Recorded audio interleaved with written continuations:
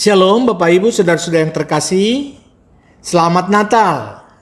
Salam jumpa kembali dalam podcast kita. Kita akan merenungkan firman Tuhan. Mari kita berdoa. Bapa kami dalam surga, kami bersyukur Tuhan. Pada pagi hari ini kami dapat merayakan kelahiran-Mu yang mengubah sejarah dunia.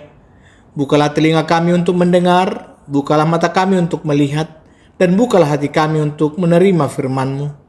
Biarlah Roh Kudus memimpin setiap kata yang disampaikan.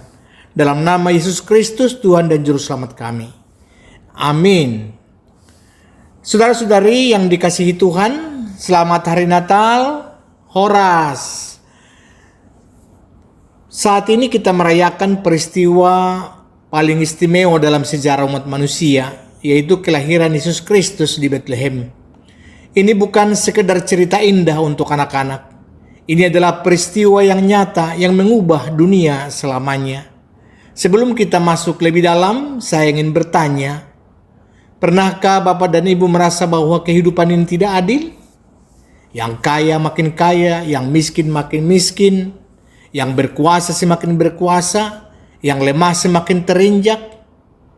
Pernahkah Bapak Ibu bertanya, Tuhan, mengapa dunia ini begini? Nah, pagi ini melalui kisah kelahiran Yesus di Lukas 2 ayat 1-7, kita akan melihat bahwa Tuhan bekerja dengan cara yang sangat berbeda dari cara dunia. Tuhan membalikan semua nilai dunia dan Dia memulainya dari sebuah kandang di kota kecil di Bethlehem.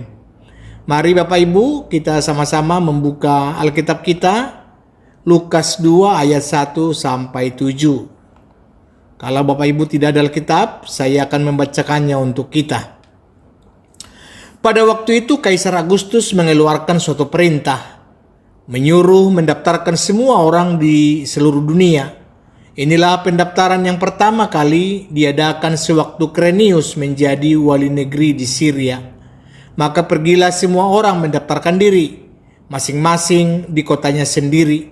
Demikian juga Yusuf pergi dari kota Nazaret di Galilea ke Yudea, ke kota Daud yang bernama Bethlehem, karena ia berasal dari keluarga dan keturunan Daud, supaya didaftarkan bersama-sama dengan Maria, tunangannya, yang sedang mengandung. Ketika mereka di situ, tibalah waktunya bagi Maria untuk bersalin, dan ia melahirkan seorang anak laki-laki, anaknya yang sulung, lalu dibungkusnya dengan lampin dan dibaringkannya di dalam palungan, karena tidak ada tempat bagi mereka di rumah penginapan. Saudara-saudara yang terkasih, untuk memahami betapa luar biasanya peristiwa kelahiran Yesus ini, kita perlu melihat konteks sejarah pada waktu itu. Kalau di ayat pertama tadi yang kita baca, pada waktu itu Kaisar Agustus mengeluarkan suatu perintah, menyuruh mendaftarkan semua orang di seluruh dunia. Siapa Kaisar Agustus ini? Dia adalah Kaisar Roma yang paling berkuasa pada zamannya. Namanya yang asli adalah Octavianus, tetapi Senat Roma memberinya gelar Agustus, yang artinya yang diagungkan atau yang mulia. Bahkan ada yang menyebut dia sebagai dewa yang hidup. Kekaisaran Roma pada waktu itu menguasai hampir seluruh dunia yang dikenal. Dari Inggris di barat sampai Timur Tengah di timur, dari Jerman di utara sampai Afrika di selatan, dan Kaisar Agustus adalah orang yang paling berkuasa di dunia. Ketika dia mengeluarkan perintah untuk mendaftarkan semua orang, seluruh dunia harus tunduk. Tidak ada yang bisa membantah. Semua orang harus pergi mendaftarkan diri di kotanya sendiri. Tidak peduli apakah mereka sedang sibuk, sedang sakit, atau bahkan sedang hamil tua seperti Maria. Jadi bayangkan saudara-saudari, Maria sedang hamil tua, ya mungkin sudah 9 bulan, perutnya sudah besar, berjalannya sudah susah. Dari Nazaret ke Bethlehem itu jaraknya kurang lebih 150 km, sama seperti perjalanan dari Medan ke Pematang Siantar, lalu terus ke Tarutung, dan mereka berjalan kaki dan naik keledai, bukan naik mobil yang nyaman. Tapi Kaisar tidak peduli, perintah tetap perintah, dan rakyat kecil seperti Yusuf dan Maria harus patuh. Ini menggambarkan dunia yang tidak adil, di mana yang berkuasa bisa memerintah seenaknya dan yang lemah harus menurut. Di sini yang kita lihat nubuat yang digenapi. Jadi Bapak Ibu Saudara-saudari, ini tunggu dulu ya, bahwa di balik perintah Kaisar Agustus yang sewenang-wenang ini ada ternyata rencana Tuhan yang sedang bekerja.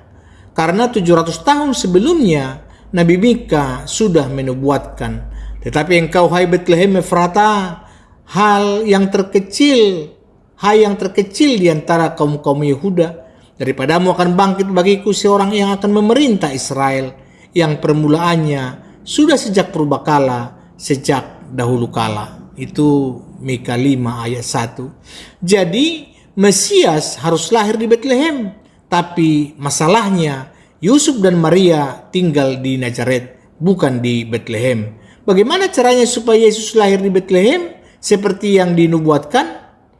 Yaitu Tuhan pakai Kaisar Agustus, kaisar yang tidak kenal Tuhan, yang tidak percaya kepada nubuat Alkitab, yang hanya memikirkan pendaftaran untuk pajak. Dia dipakai Tuhan untuk menggenapkan nubuat.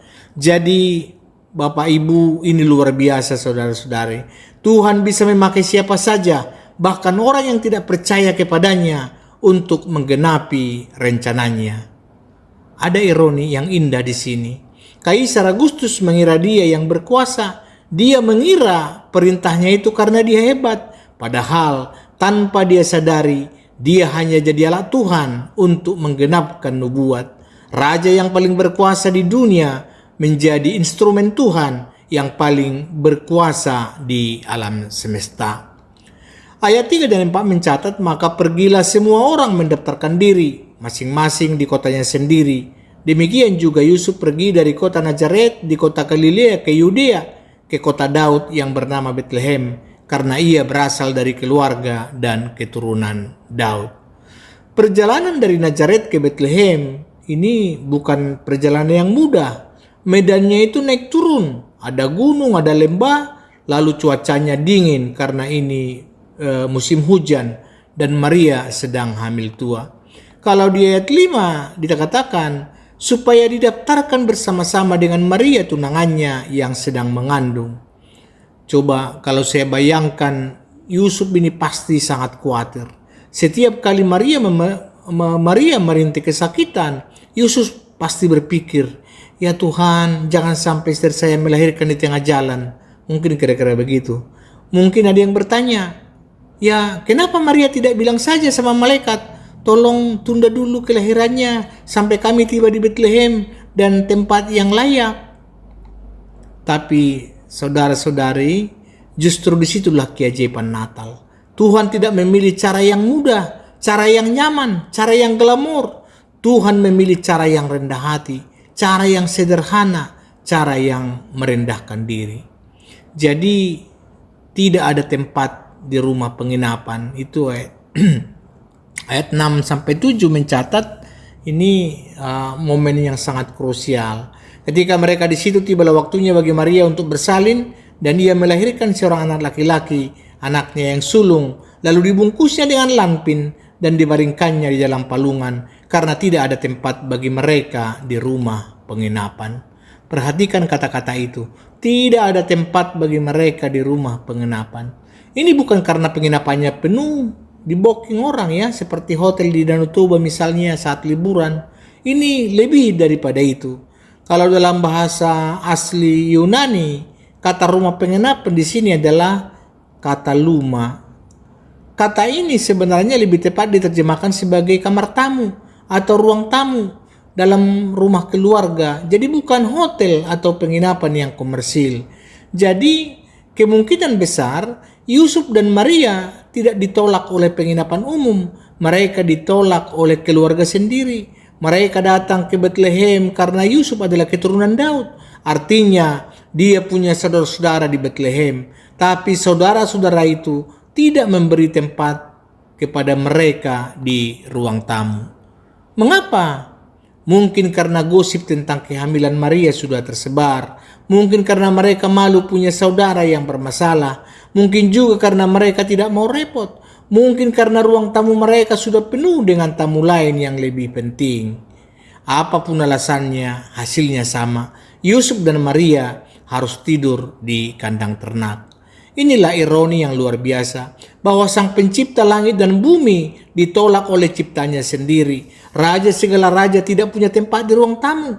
Tuhan yang memiliki seluruh alam semesta tidak mendapat ruang di rumah manusia.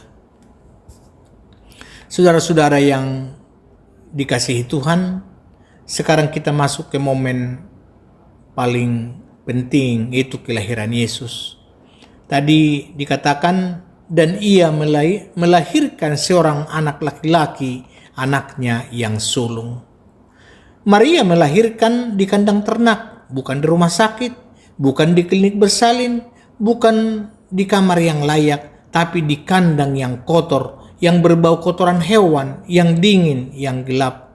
Tidak ada dokter, tidak ada bidan, mungkin hanya Yusuf yang menolong, atau mungkin ada perempuan baik hati yang membantu. Di sini tidak ada musik yang lembut, yang ada hanya suara sapi dan keledai mungkin yang ngambek. Tidak ada bunga-bunga indah, yang ada hanya jerami kotor. Tidak ada perlengkapan bayi yang mewah, yang ada hanya mungkin kain lampin yang sederhana. Bapak, Ibu, saudara-saudari, kalau dalam budaya kita, dalam budaya Batak, ketika seorang raja lahir, ada mungkin musik sebangunan gitu ya, atau sangat meriah, itu sampai 1 minggu lebih. Itu biasanya banyak orang yang tidur, yang meramaikan ketika ada seorang yang lahir. Apalagi seorang raja yang lahir, pasti ada pesta besar, ada hadiah-hadiah mewah, ya. Ada mungkin yang bukan lampin tapi ulus yang indah untuk membungkus bayi raja. Tetapi Yesus, raja segala raja, lahir tanpa semua itu. Dia lahir dalam keadaan yang paling sederhana, paling rendah hati, paling tidak terhormat menurut standar dunia. Mengapa? Karena dia datang bukan untuk yang kaya dan berkuasa saja, tapi dia datang untuk semua orang, terutama untuk yang miskin, yang lemah, yang terpinggirkan, yang tidak dianggap. Lalu dibungkusnya dengan lampin. Lampin itu kain sederhana yang digunakan untuk membungkus bayi. Bukan kain mahal, bukan ulos gitu ya yang ditenun, bukan sutra atau brokat. Hanya kain biasa yang dipakai untuk melindungi bayi yang baru lahir. Tapi ada makna yang dalam di sini. Kalau dalam budaya Yahudi, membungkus bayi dengan lampin adalah tanda kasih dan perhatian seorang ibu. Ini menunjukkan bahwa walaupun lahir di kandang, Yesus tetap dikasihi dan dirawat dengan penuh kasih. Maria mungkin menangis ketika membungkus bayi Yesus. Bukan hanya karena sakit melahirkan, tetapi juga karena dia tahu bahwa anak yang dipegangnya ini adalah anak Allah, adalah juru selamat dunia. Namun dia harus lahir dalam kondisi yang begitu hina. Tapi justru disitulah keindahan Natal. Tuhan rela merendahkan diri sampai serendah-rendahnya untuk menyelamatkan kita. Dan dibaringkannya di dalam palungan karena tidak ada tempat bagi mereka di rumah penginapan. Palungan itu tempat makan hewan.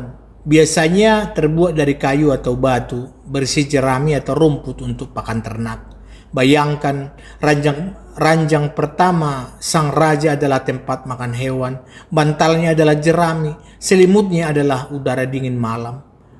Mungkin kalau orang Batak ya tradisi yaitu memberikan yang terbaik untuk anak, apalagi anak sulung.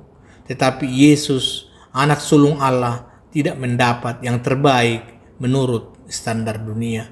Namun ada simbolisme yang indah di sini. Yang pertama, bahwa palungan adalah tempat makan. Dan Yesus nanti akan berkata, "Akulah roti hidup." Yohanes 6 ayat 35. Dia datang untuk menjadi makanan rohani bagi jiwa kita yang lapar.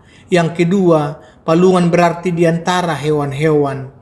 Dan Yesus datang di tengah-tengah kita yang seperti hewan, yang hidup mengikuti nafsu daging, yang tidak mengenal Tuhan. Ketiga, palungan adalah tempat yang rendah. Dan Yesus datang untuk melayani, bukan untuk dilayani. Dia berkata bahwa Anak Manusia datang bukan untuk dilayani, melainkan melayani dan untuk memberikan nyawanya menjadi tebusan bagi orang banyak. Di sini kita lihat bagaimana kontras dengan dunia. Sekarang misalnya bahwa di Roma Kaisar Agustus tidur di istana mewah, tetapi di Bethlehem Raja Yesus tidur di palungan sederhana. Kalau di Roma Kaisar Agustus dilayani oleh ribuan hamba, tapi di Bethlehem Raja Yesus hanya dirawat oleh Maria dan Yusuf. Di Roma bahwa Kaisar Agustus memerintahkan dengan pedang dan kekuatan militer, tetapi di Bethlehem Raja Yesus datang dengan kasih dan kerendahan hati. Kalau di Roma Kaisar Agustus disembah karena takut, tapi di Bethlehem Raja Yesus layak disembah karena kasih. Dunia menilai kebesaran dari kekuasaan, dari kekayaan, dari kemegahan, tapi Tuhan menunjukkan kebesarannya melalui kerendahan hati, kesederhanaan, dan kasih. Saudara-saudari yang terkasih, sekarang pertanyaan pentingnya, apa makna kelahiran Yesus yang sederhana ini bagi kehidupan kita hari ini? Yang pertama, bahwa Tuhan memihak yang lemah dan rendah. Jadi kelahiran Yesus di kandang memberikan pesan yang sangat jelas bahwa Tuhan memihak yang lemah, yang miskin, yang terpinggirkan. Kalau Tuhan mau, Dia bisa lahir di istana Herodes. Dia bisa lahir sebagai anak raja yang kaya raya. Tapi Dia tidak memilih itu. Dia memilih lahir di kandang di antara orang-orang yang sederhana. Ini kabar baik bagi kita yang merasa tidak penting, yang merasa tidak berharga, yang merasa terlalu miskin atau terlalu berdosa untuk datang kepada Tuhan. Dengarkan baik-baik, bahwa tidak ada yang terlalu rendah untuk dijangkau Tuhan. Tidak ada yang terlalu kotor untuk dibersihkan oleh Tuhan. Tidak ada yang terlalu rusak untuk diperbaiki oleh Tuhan. Kalau Yesus rela lahir di kandang yang kotor, Dia juga rela masuk ke dalam hati kita yang kotor oleh dosa. Lalu kebesaran sejati bukan dari dunia. Kita lihat bahwa kelahiran Yesus mengajarkan kita bahwa kebesaran sejati bukan diukur dari harta, dari tahta, ataupun popularitas. Tapi dalam dunia ini, orang berlomba-lomba mencari kekayaan, mencari kekuasaan, mencari ketenaran. Orang rela melakukan apa saja untuk naik jabatan, untuk punya rumah mewah, untuk mobil mahal, untuk dihormati orang. Tetapi lihat bahwa Yesus, Dia adalah Raja segala raja, tetapi Dia lahir di kandang. Dia adalah Tuhan alam semesta, tetapi Dia tidur di palungan. Dia adalah yang paling berkuasa, tetapi Dia datang dengan cara yang paling rendah hati. Bapak, Ibu, Saudara-saudari, ini adalah kebenaran yang harus kita renungkan, bahwa semua kekayaan dunia ini bersifat sementara, semua jabatan dunia ini akan berakhir, semua popularitas dunia ini akan pudar. Yang kekal adalah kerajaan Allah. Dan untuk masuk ke kerajaan Allah, kita tidak butuh kekayaan atau kekuasaan. Kita butuh hati yang rendah hati, yang mau menerima Yesus sebagai Tuhan dan Juru Selamat. Lalu yang kelahiran Yesus menunjukkan bahwa Tuhan sangat mengasihi kita sampai Dia rela berkorban. Bapak, Ibu, coba pikirkan. Yesus adalah Allah yang hidup dalam kemuliaan surgawi yang tidak terbatas. Dia disembah oleh malaikat. Dia dikelilingi oleh keindahan yang tidak bisa kita bayangkan. Tetapi Dia rela meninggalkan semua ini. Dia rela menjadi manusia. Dia rela lahir di kandang. Dia rela hidup dalam kemiskinan. Dia rela menderita. Dan akhirnya Dia rela mati di kayu salib. Semuanya karena Dia mengasihi kita. Kalau di Kisah Para Rasul atau Rasul Paulus menulis di Filipi 2 ayat 6-8 demikian. Kristus Yesus yang walaupun dalam rupa Allah tidak menganggap kesetaraan dengan Allah itu sebagai milik yang harus dipertahankan, melainkan telah mengosongkan dirinya sendiri dan mengambil rupa seorang hamba dan menjadi sama dengan manusia. Dan dalam keadaan sebagai manusia, ia telah merendahkan dirinya dan taat sampai mati. Bahkan sampai mati di kayu salib. Inilah kasih yang luar biasa. Inilah pengorbanan yang tidak terbatas. Kalau Tuhan sudah mengasihi kita sebegitu dalamnya, bagaimana respon kita? Apakah kita masih mau hidup seenaknya, melakukan dosa seenaknya, mengabaikan Tuhan seenaknya? Bapak, Ibu, saudara-saudari yang dikasihi Tuhan, sekarang kita masuk ke aplikasi praktis. Bagaimana kita menghidupi makna Natal dalam kehidupan sehari-hari. Yang pertama, hiduplah dengan rendah hati. Yesus lahir di kandang, tidur di palungan, hidup dengan sederhana. Ini mengajarkan kita untuk hidup dengan rendah hati. Kalau dalam budaya kita kenal istilah hagabeon, ya, atau berkat yang melimpah. Tetapi kadang-kadang kita salah mengerti hagabeon. Kita pikir hagabeon itu harus punya rumah besar, mobil mewah, atau pesta yang meriah. Tidak salah untuk memberkati secara materi, tetapi yang lebih penting adalah punya hati yang rendah hati. Rendah hati artinya tidak sombong ketika berhasil, tidak merendahkan orang yang kurang mampu, tidak lupa bersyukur kepada Tuhan, dan tidak lupa membantu sesama yang membutuhkan. Kalau Bapak Ibu seorang petani, lakukanlah dengan rendah hati. Kalau Bapak Ibu seorang guru, mengajarlah dengan rendah hati. Kalau Bapak Ibu seorang pengusaha, berbisnislah dengan rendah hati. Kalau Bapak Ibu seorang pendeta, melayanilah dengan rendah hati. Ingat, Yesus Raja segala raja, lahir di kandang. Kita yang hanya hambanya, jangan hidup dengan congkak dan sombong. Yang kedua, buatlah tempat untuk Yesus. Nas kita mengatakan, karena tidak ada tempat bagi mereka di rumah penginapan. Ini adalah peringatan bagi kita, jangan sampai tidak ada tempat bagi Yesus dalam hidup kita. Banyak orang hari ini hidupnya penuh sesak dengan pekerjaan, ambisi, hiburan, dan dosa sampai tidak ada tempat untuk Yesus. Rumah penginapan di Bethlehem penuh dengan tamu-tamu.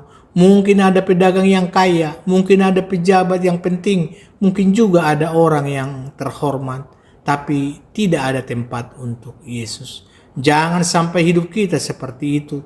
Buatlah tempat untuk Yesus dalam waktu kita. Sisihkanlah waktu untuk berdoa dan membaca Alkitab. Buatlah tempat dalam keluarga kita. Ajarlah anak-anak tentang Yesus. Buatlah tempat dalam pekerjaan kita. Bekerjalah untuk kemuliaan Tuhan. Buatlah tempat dalam keuangan kita. Beri persembahan dengan sukacita. Buatlah tempat dalam hati kita. Undang Yesus menjadi Tuhan dan Raja. Yang ketiga, berbagi dengan sesama. Yesus lahir di kandang karena tidak ada tempat di rumah penginapan. Ini mengajarkan kita untuk berbagi dengan sesama yang membutuhkan. Jadi Natal bukan hanya soal makan enak atau bertukar kado. Natal adalah tempat berbagi kasih seperti Yesus membagikan kasih-Nya kepada kita. Berbagi itu bisa dalam berbagai bentuk, berbagi makanan dengan yang lapar, berbagi pakaian dengan yang kedinginan, berbagi uang dengan yang miskin, berbagi waktu dengan yang kesepian, berbagi penghiburan dengan yang berduka cita, dan berbagi Injil dengan yang belum percaya. Kalau dalam tradisi kita ya dikenal misalnya bergotong royong, saling membantu, ya, kiranya Natal ini mari kita hidupkan kembali nilai-nilai itu. Bagaimana kita saling menolong, saling gotong royong, ya, saling memperhatikan. Kalau di gereja ini ada jemaat yang sedang kesusahan, tentu mari kita bantu. Kalau ada yang sakit, mari kita kunjungi. Kalau ada yang berduka cita, mari kita hibur. Kalau ada yang tersesat, kiranya ajaklah kembali ke jalan Tuhan. Yang keempat, hidup untuk Tuhan, bukan untuk dunia. Akhirnya, bahwa kelahiran Yesus mengajarkan kita untuk hidup bagi Tuhan, bukan bagi dunia. Kalau Kaisar Agustus hidup untuk kemuliaan dirinya sendiri, dia ingin dikenang sebagai kaisar terbesar. Dia ingin dianggap sebagai dewa. Tetapi di mana Kaisar Agustus sekarang? Dia sudah mati. dan dilupakan orang. Tidak ada yang menyembah dia lagi. Tidak ada yang menganggap dia dewa lagi. Sebaliknya, Yesus yang lahir di kandang, yang hidup dengan sederhana, yang mati di kayu salib, sampai hari ini, 2000 tahun kemudian, dia masih disembah oleh jutaan orang di seluruh dunia. Mengapa? Karena Yesus hidup bukan untuk kemuliaannya sendiri, tetapi untuk kemuliaan Bapanya di surga dan untuk keselamatan kita. Bapak, Ibu, Saudara-saudari, kita pun harus hidup seperti itu. Jangan hidup hanya untuk mencari pujian dunia, untuk menumpuk kekayaan, untuk mengajar, popularitas. Semua itu akan lenyap. Hiduplah untuk Tuhan, lakukanlah segalanya untuk kemuliaan Tuhan. Maka hidup Bapak Ibu akan bermakna, baik di dunia ini maupun di kekekalan nanti. Saudari-saudari terkasih, kita udah sampai ke penghujung renungan ini. Mari kita coba berefleksi. Ketika 2000 tahun yang lalu, Yesus tidak mendapat tempat di rumah penginapan. Dia lahir di kandang, tidur di palungan. Tapi tahukah Bapak Ibu, sampai hari ini Yesus masih mencari tempat.